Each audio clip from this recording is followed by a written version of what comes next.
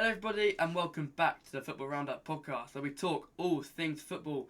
My name's Owen and I'm joined by James. James, how you doing, mate? All good, how are you? I'm good, thank you. And we have a special guest today, a long-term viewer of the podcast and a good friend of yours, Oscar. Anything on Oscar, just quickly to introduce him to the viewers? He's a massive Spurs fan. He knows a lot about football, so we thought get him on for Prem predictions. Someone new face. New face to see. You might be seeing him in the future as well for more of these prediction style videos. Anything about Spurs, he's sort of your guy to talk about. So Oscar, welcome on. First game is Palace versus Man City. Just before we do that, actually, nothing really to report on the table. I'm on 3. You have massively run away with it on 8. And the guest, I've done guest because it's going to be guest, is on 7. So I've massively failed on mine. You've done really well, and the guest has done. So it was Lucas last week. He's done really well on his. Now, Palace versus Manchester City. Now, Palace in the first game were pretty underwhelming against Everton. Yeah, I would agree. And Man City actually did, despite winning, struggled against Bournemouth to sort of create anything. I think Ryan Cherky really needs to play in this game. I think they lacked their kind of creative spark through the middle of the pitch. Yeah. And Harden didn't really get into the game, that kind of thing. So, for me, I think Cherky is going to start. And obviously they signed Boadi now. They got Anderson, I believe. Actually, he might have got injured now, didn't he? Or I don't know if he went off injured. I think they're having tests on him. I don't know. I don't think they've really confirmed anything. That's a big loss, obviously. They've sold Reinders. Enzo Fernandez is linked to come in, but hasn't really been confirmed yet. Yeah. So, anyway, for this game, I've gone for Manchester City 2, Crystal Palace 1. The only thing that's saving Crystal Palace is the fact it's at Selhurst Park. So, I've gone for Manchester City 3, Palace 1. I think Palace will get a goal. I think they'll go 1-0 up, much like Bournemouth did against Man City, but Man City always find a way to fight back. I think Haaland might get a brace in this game, obviously.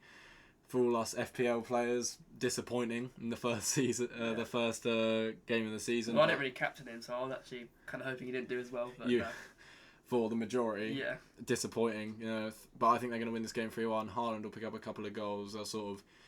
They've shaken off the rust now of pre-season, and I think 3-1 win. Oscar, for your first time, what do you think on this game? These are my Premier League GW2 predictions. So first up we got Crystal Palace hosting Man City. Obviously, interesting start of the season for both teams. Man City scraping a win against Bournemouth. I think the way that they came back in that game, as much as they weren't convincing across the 90 minutes, I think that will do them well good. Crystal Palace, on the other hand, again, probably unlucky with their result because let's see if they take their chances. Could have been a very different game. So I do just think City have got too much quality. So I'm gonna go 2-0 City. Okay, perfect. Thanks, Oscar, for your first prediction. Thank you very much. Right, now, leading on to Liverpool versus Forest. Now, both teams had a pretty underwhelming start to the season. Forest more so than Liverpool, or than us, might I say. Just a bit on Liverpool against Newcastle were quite open. It was kind of a lot of the same from last season. It was kind of just watching a carbon copy of last season. But we looked a bit more threatening going forward than we did last year. I thought Virts and Isak didn't have the best game in the world. I think Isak, it's always going to be tough going to the James Park. That pressure got to him, I think. Absolutely booed. And I did think he might have taken the penalty, but obviously gave it to Szoboszlai, probably the best thing, But just on this game, I think it's our first game at Anfield. Obviously, Bradley Barcola is rumoured to be coming in very, very soon. Hopefully that can be done before this weekend, but I don't think it will be. I don't think he'll play in this game. We need a winger, but for me, it's going to be Liverpool 2, Forest 1. Actually, 2 years ago, they did actually beat us in this fixture at home. I don't know if they beat us last year. I'm not sure they did. Don't think they did. But they beat us. That was our first loss. But for me, it's going to be Liverpool 2, Forest. Next up, we've got Liverpool hosting Nottingham Forest. I think both teams probably didn't get the result they exactly wanted last week. Obviously, Nottingham Forest losing very late on to Leeds. And obviously, on the other side of that, Liverpool scoring very late against Newcastle to get an equaliser, and that'll help them in the mentality sense, but obviously they would have wanted to get a better result. I do just think Liverpool probably got too much quality, certainly across the front line and in midfield, so I'm probably going to go 2-0 Liverpool, but I do think it'll be tight. I don't think it'll be a battering. Okay, again, thanks again, Oscar. Right, Bournemouth versus Everton. Now, two teams that did okay. Obviously, Everton better than Bournemouth. They actually got the win. Bournemouth actually lost away at the Etihad, which is probably to be expected, to be honest. Everton off the back of a nice 4-0 win. I was impressed with them in that away game. from home at Preston. I think Tiano Barry's been on fire to start the season. So I'm actually going to back them to carry that on. So for me, it's going to be Everton 2, Bournemouth 1. So I've actually agreed with you on the prediction here. Wow. On the boring, there. yeah, again. Well, I've made my prediction. I've gone for Everton 2, Bournemouth 1. I think yesterday I watched the highlights of the game against Preston. Obviously, it's only Preston, but I think they were really impressive in that game. I think special shout out to Brennan Johnson. Obviously, he's very much, as I know as a Tottenham fan, a form player. When he gets into form, he starts firing. So if he can keep on that form, Everton could have a very good winger on their hands. I've gone for Everton 2, Bournemouth 1. Tiano Barry as well, obviously firing here at the start of the season. Hat-trick hero. So Oscar, obviously another Spurs fan, might talk about Brennan Johnson a little bit, though he did his predictions before yesterday, so I'm not sure he will. Oscar, what's your prediction on this game? Next up, Bournemouth-Everton. Now this is an interesting game. Obviously both teams starting the season performance-wise decently. I mean, I think Bournemouth looked frail defensively, certainly later on in the second half. But obviously their attacking quality, likes of Ryan, Fort, Tavernier look good, all of them. Although, obviously Everton, good result against Palace. Tiano Barry looking sharp. Iliman Ndiaye. I think I'm going to go for a 2-2 draw. Right, next game, Coventry versus Hull, and one that I think you would agree is not the biggest spectacle by any means of the imagination on this game week. I think when you look at the other games, obviously there's more games to be excited about. Not taking anything away from Coventry and Hull, obviously. Just because they come from the Championship, you can't say they're not Premier League teams, because they are Premier League teams. But Coventry, first game week, battered by Arsenal, as expected. Yeah, at the Emirates as well. So. But Hull, 2-0 against Man United. Probably one of our favourite games to have watched on that weekend. Yes. Quite a funny thing to see Man United get beat by Hull 2-0 as well. Pretty comfortable, I would say. Man United didn't threaten at all. Hull looked quite comfortable in that game. So, but I think that's kind of almost like I don't really know how to explain it. They're kind of just rolling with it at the moment. Like that Man United win is a massive uplifter, vibe lifter. And I think now this is where they're going to start to realise the level of the Premier League. I know of another former Championship side that come up with them. But I do think Coventry are going to have too much for Hull. So for me, it's going to be Coventry 2, Hull 1. I know I've gone for the same prediction, but that's what I've generally thought on this game. So I've gone for Coventry 1, Hull 1. I think this game's got draw written all over it for me. Two teams that have just come up, two teams that try not to lose, basically. I mean, you can't go into a game with the mindset of try not to lose and expect to get a win. And if two teams go into a game with that mindset, I think it's got a draw written all over it. I've gone for 1-1. I think Hull will take the lead, Coventry will score sort of middle of that second half, and then the game will just sort of dwindle out from there. Oscar, what were your thoughts on this game? Huge game on the other end of the table, Coventry versus Hull. I do think, obviously, both promoted sides having very different starts to the season. Obviously, Hull getting their win against Man United against all the odds. And obviously Coventry losing to Arsenal, which, albeit they weren't great in, you can't read too much. You know, you're playing the champions in your first game since getting promoted. It's not great. I do just think this screams of a draw. I'm probably going to go 1-1. Maybe it's decided in the last 20 minutes or so.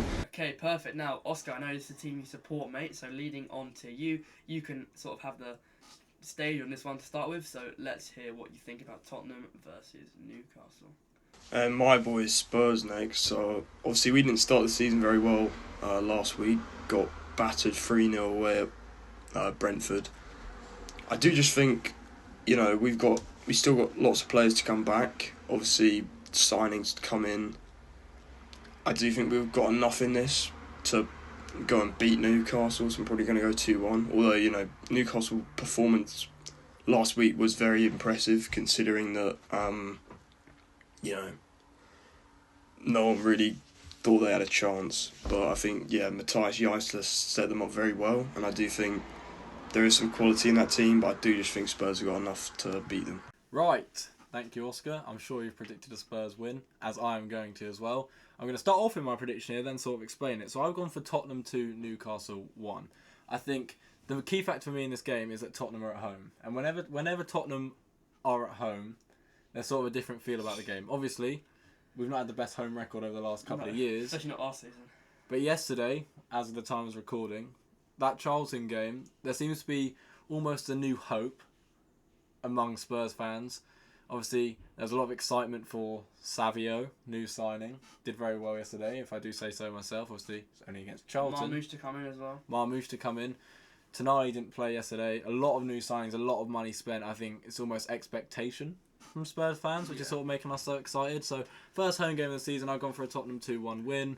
I think Marmoush could potentially get a debut goal. I don't think he's going to start. No. I think he might come off the bench. Has he been announced yet at time recording? No. They reckon he was going to be announced this morning, but I haven't checked my phone since then. So he may or may not have been announced by the time of recording. But I think he will be at least involved in the squad in this game, as Savio was yesterday after being announced the day before. I've gone for a Tottenham 2-1 win. What do you think, Alan? It's actually obviously the Sandro Tonali derby. I think Newcastle have this weird thing, obsession with players, where every time they leave, they're a rat. Yeah. Or look at Bruno G, look at Isak. Isak one I understand a little bit, but Bruno G and Tonali, what they've done for that club, I really will never understand why they sort of call them rats, things like that. 100%. So, but for some reason they have this obsession against their old players, which I can understand to an extent, but not really. So I believe it's going to be Tottenham 3, Newcastle 1. I think, although it's not going to... The scoreline kind of flatters you a little bit. I think sometimes you tend to not play well, but win. You'll score goals. So for me, it's going to be a kind of a tale of Newcastle struggling to score goals and you just being a bit more clinical in front of goal. So for me, it's Tottenham 3, Newcastle 1. Right then, Chelsea versus Brighton. Now, Chelsea probably one of the biggest, not shocks because everyone knows Chelsea are good, but one of the biggest games where it's like, well, Chelsea look serious. I mean, that trio of Pedro, Rodgers and Palmer looks unbelievable off the rip. Obviously, there's one massive flaw in Chelsea, which is their goalkeeper. Yeah. I mean, some of the goalkeeping was laughable. But this week they have been linked to Emi Martinez, which would be a very, very, very good piece of business. I think that's kind of what they're missing in defence. Yeah. As I called in the Chelsea episode, Maximus Lacroix, great signing. Showed his class yesterday. But again, it's only one game, so you can't necessarily run away with one game. But for me, I am going to run away with one game. I think Chelsea are going to comfortably beat Brighton. I know I've said it for the first game, but it's going to be Chelsea 3, Brighton 1. So I've actually agreed with you on this one. I have gone for Chelsea 3, Brighton 1. I think Brighton were... Probably one of the best performers of the game, although Villa were rubbish. Yeah, that's what I was going to say. Brighton were good. Villa were awful. You know, there's like sort of a level to that. But it's like when you say Brentford played Spurs. Brentford were very good, but Spurs were awful. Yeah. You know, it's obviously they won 4-0. They were playing against 10 men for that second half. Obviously, whenever you see like a 4-0 half-time game, you expect it to be, this could kick on be 7-8-0. It always ends 4-0. Yeah. But moving on from that, Chelsea, very, very good. I think probably potentially my team of the game week, even though they only won 3-2. Some of the football they were playing was just really, really nice to watch. And we said their flaw is the goalkeeper. Yeah. Cole Palmer looks a different beast. Yeah, different beast this year. Different beast. I've gone 3-1. I think Cole Palmer could get a goal. Morgan Rogers in the goals. I think when you look at them, Palmer was playing that sort of Wirtz role from Bayer Leverkusen. I said that to my friend who was watching. That Wirtz role is going to be very key, and if he can excel in that, Chelsea are going to be very, very difficult. And I've said from early on that Chelsea have no Europe and the fresh signings they've made and the business they've been able to do. I mean, getting 50 million for Delap, getting a reported 65 for Jackson. I mean, how they've done that, I will never know. So for me, Chelsea are starting to do some really serious things in the football club, and I think are one to watch for not just this year but years to come. So for me, Chelsea are going to win this game and use the same thing. So Oscar, over to you. What do you think on this game? Right, now Chelsea versus Brighton. Obviously, Chelsea getting a result against Fulham, very good. I mean, their attacking line looks brilliant. Still do have question marks on them defensively, certainly with the goalkeeper, Sanchez. I still don't think he's quite the level they need.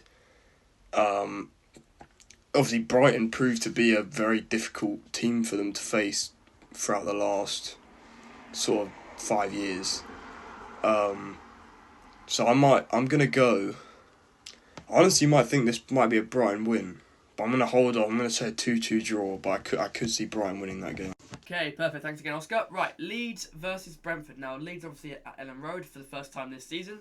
two of probably the most overperforming teams. Brentford with a 4-0 win against Spurs. Leeds with win against Nottingham Forest, not only on the weekend, in midweek as well. I think the signing of the season for me, or one of the signings of the season for me, is James Trafford. I think that's a great piece of business for Leeds. I think that's exactly what they needed. They were let down by their goalkeeper quite a few times last season, although they did stay up. But James Trafford is that kind of solid, experienced Premier League goalkeeper. But for me, this game stinks of a draw. I'm going to say probably a low-scoring draw. So for me, it's going to be Leeds 1, Brentford 1. So we talked about signs of the season there, and I think probably underrated steal, Sangare for Brentford. The way he played against Spurs was unbelievable. It's like he'd been playing in the Premier League for years on years. Obviously, he's young as well. He's a young guy. Yeah, not old.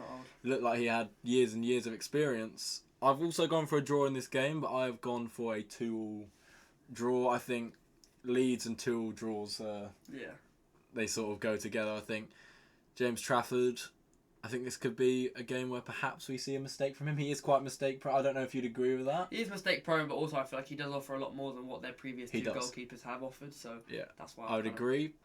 But he's always got a mistake in him. I reckon you could see a James Trafford mistake here. Obviously, a bit of pressure on him going to Ellen Road first, sort of pressure to perform sort of thing. I think Brentford could definitely push for Europe this year. I think I put that in my prediction. I mean, the Diouf signing, that's a great signing. Now got Kode and Diouf on either wing, which is really good. Two very exciting fullbacks. But again, more on that in a later episode. But yeah, Oscar, over to you, mate. What do you think on this game?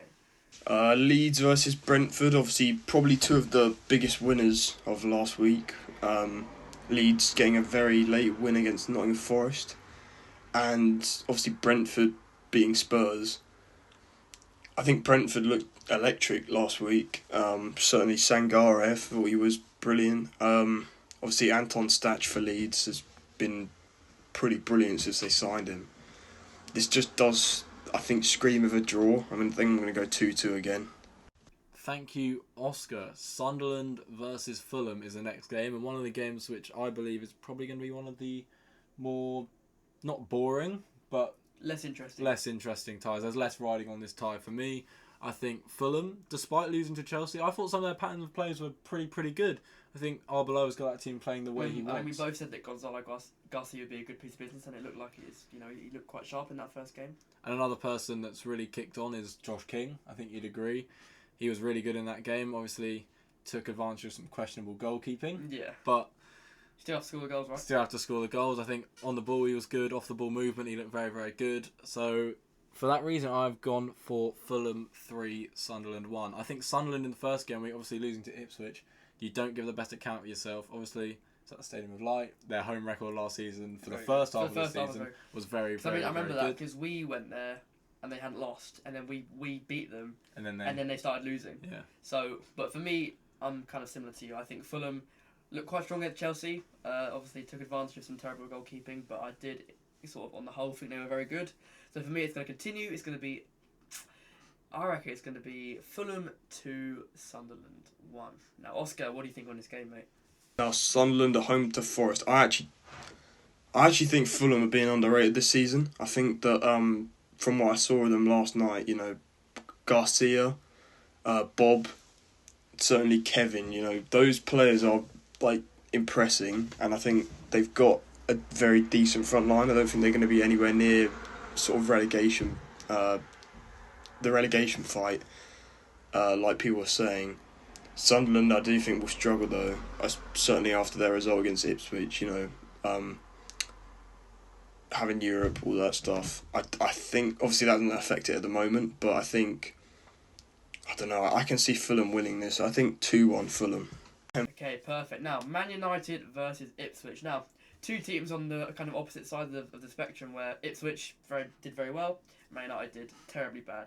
And obviously, if you've seen our TikTok and Instagram reel, I said that Carrick would be gone by December. Before that game happened. And before that game even happened. And I think my main reason is it's kind of the business they've done. Balaba's a good signing, I think. There's warnings, there's kind of red flags there. Tielemans is okay. It wasn't a new signing, but obviously Santos was okay.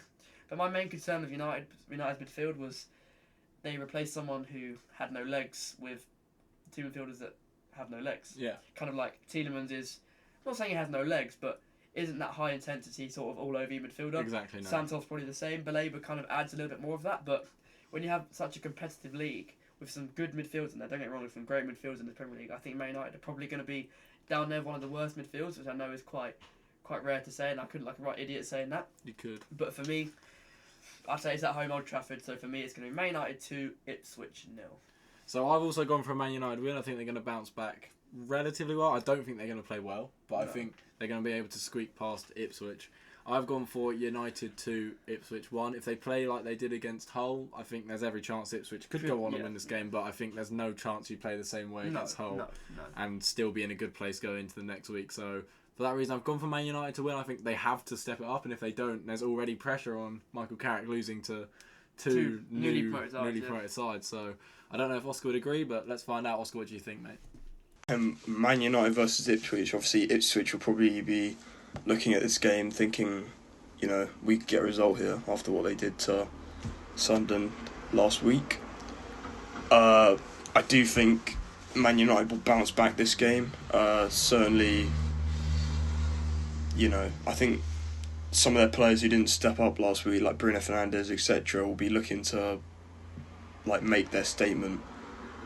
I do think Man United will win this. I think they'll win it quite comfortably. I'm going 3-1. Right, our next game is, and our final game, in fact, is Aston Villa versus Arsenal. Two teams on the complete opposite end of the spectrum coming out of Gameweek 1, I think you'd agree. Like the previous game. Aston Villa, probably the worst team. They're bottom of the league right now, aren't they? Yeah. Obviously only one game week, but so you're bottom of the league after one game week. I think actually you are just in alphabetical order, because you had the same record.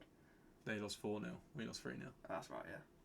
But Aston Villa to lose 4-0 in the first half, your debutant who's been hyped up around this summer to get sent off, it's really not ideal if you're an Aston Villa fan right now. Losing Watkins, probably.